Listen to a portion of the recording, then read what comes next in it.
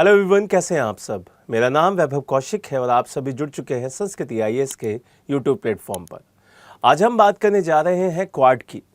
क्या है क्वाड, और जब क्वाड को समझ लेंगे तो फिर ये देखेंगे कि क्या क्वाड टूटने वाला है, क्या इसमें दरार आ चुकी है, या क्वाड को और मजबूत करने के लिए ये चारों देश एक साथ दोबारा से कुछ नई रणनीति बनाने वाले हैं। चलिए बात करते हैं सबसे पहले कि what do you mean by quad. ये क्वाड है क्या। तो क्वाड आपको ध्यान रखना है कि 4 देशों का समूह है। एक तरीके का अगर मैं कहूँ तो ये एक तरीके का क्वाड्रिलेटरल जो सिक्योरिटी डायलॉग के तहत 4 देश एक साथ आए और उन्होंने गठबंधन कर कर एक समूह बनाया। अब वही क्या कहलाया, वही कहलाया आपका क्वाड। अब ये किस एरिया को जोड़ते हैं, ये इंडियन और पैसिफिक ओशन के बीच में ये पूरा का पूरा संगठन काम करता है। मतलब क्वाड के जो चारों देश हैं वो इंडियन ओशन और पैसिफिक ओशन के आसपास ही आपको दिखाई देंगे। देश कौन कौन से हैं? देश है इंडिया, दूसरा है अमेरिका, तीसरा है आपका ऑस्ट्रेलिया और चौथा है जापान। अगर हम इन तीनों देशों की बात करें इंडिया के अलावा, तो ये आपको कहाँ पे दिखेंगे? ये पैसिफिक ओशन में दिखाई देंगे। इसीलिए इंडिया इन तीनों के लिए सबसे इंपॉर्टेंट हो जाता है, सबसे ज़्यादा ज़रूरी हो जाता है। अगर मैं बात करूं कि क्वाड की स्थापना कब हुई थी, तो 2007 में क्वाड का गठन हुआ था, लेकिन उसके बाद ये कई वजहों से निष्क्रिय हो गया।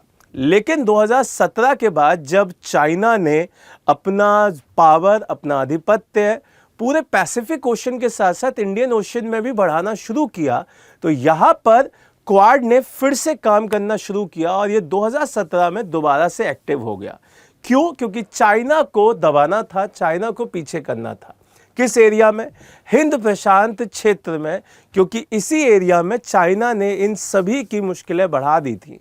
इसी एरिया में अमेरिका ने ये प्लान किया कि ऑस्ट्रेलिया, जापान और इंडिया को अपने साथ मिलाकर एक क्वाड्रिलेटरल क्या किया जाए, गठबंधन किया जाए चारों देशों के द्वारा। तो चाइना को काउंटर करने के लिए ये बहुत इंपॉर्टेंट हो जाता है।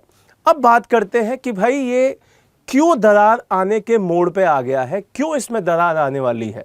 तो यहाँ पे आपको पता ही होगा कि पहलगाम अटैक के टाइम पर जब हमारे देश पर पाकिस्तान ने अटैक किया, तो उसके बाद हमारे देश ने ऑपरेशन सिंदूर चलाया पाकिस्तान के खिलाफ, जिसमें अमेरिका ने सीधे ना तौर पर देखा जाए, अगर पीछे ही देखा जाए तो वहाँ पाकिस्तान का सपोर्ट किया। फंडिंग के मामले में देख लीजिए, या उन्हें हथियारों को भेजने के मामले में देख लीजिए, या ये कहा जाए युद्ध को रुकवाने के मामले में भी वो पाकिस्तान की तरफ से बात करता हुआ नजर आया।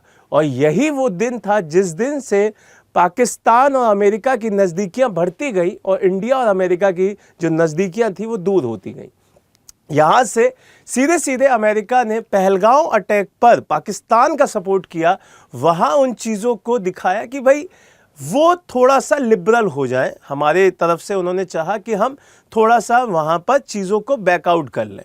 यहाँ इन चारों देशों की जो भूमिका है वो सबसे ज़्यादा इम्पॉर्टेंट इसलिए भी है कि अगर इन चारों में से कोई भी टूटता है तो इस पूरे एरिया में किसी भी देश की स्थिति मजबूत नहीं रहेगी।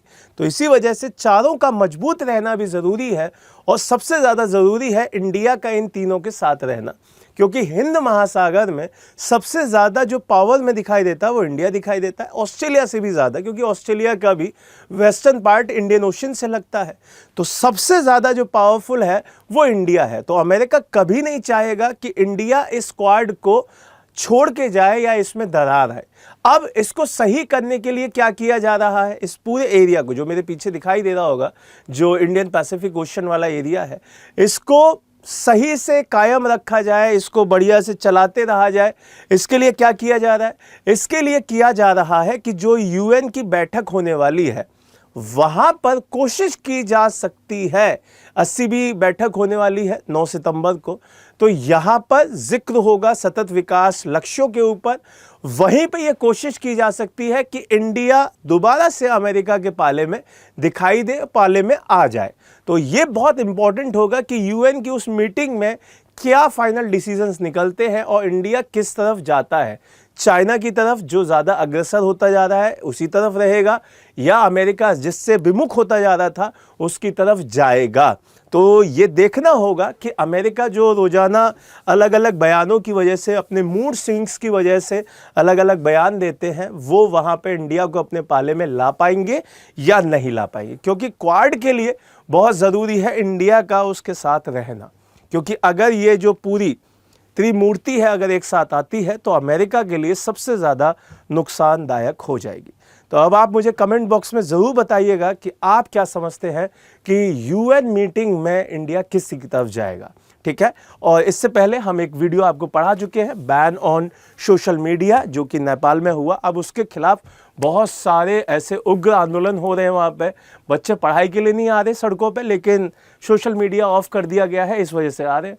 तो इस वीडियो को ज़रूर देखिएगा कि नेपाल में क्यों किया गया था ये, तो ज़रूर देखिएगा, आपको प्लेलिस्ट में मिल जाएगा वीडियो सेक्शन में जाकर। तब तक के लिए मुस्कुराते रहिए, चीज़ें सीखते रहिए। नए वीडियो के साथ दोबारा मिलेंगे। Thank you so much. जय हिंद, जय भारत।